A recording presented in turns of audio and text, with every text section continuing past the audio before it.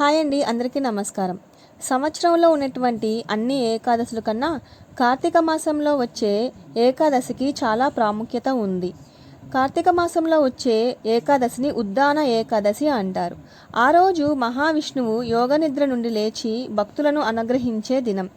ఈ రోజున ఉపవాసం, జాగరణ, దీపదానం చేస్తే సహస్ర ఏకాదశి ఫలం లభిస్తుంది.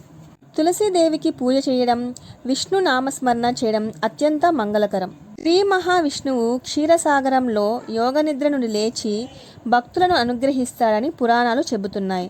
చతుర్మాస విరామం ముగిసిన తర్వాత దేవతలు తిరిగి దైవసేవలను ప్రారంభించే రోజు ఇదే. అందుకే ఈ ఏకాదశి ప్రబోధిని ఏకాదశి లేదా ఉద్దాన ఏకాదశి అని కూడా పిలుస్తారు. పద్మపురాణంలో ఉద్దాన ఏకాదశి వ్రతం చేసిన వాడు 100 జన్మల పాపాల నుండి విముక్తి పొంది విష్ణులోకాన్ని చేరుతాడని చెప్తుంది. కనుక మనము కూడా కార్తీక మాసంలో వచ్చేటువంటి ఉద్దాన ఏకాదశి వ్రతము చేసి మహావిష్ణువు ఆశీర్వాదాలు పొందుదాం.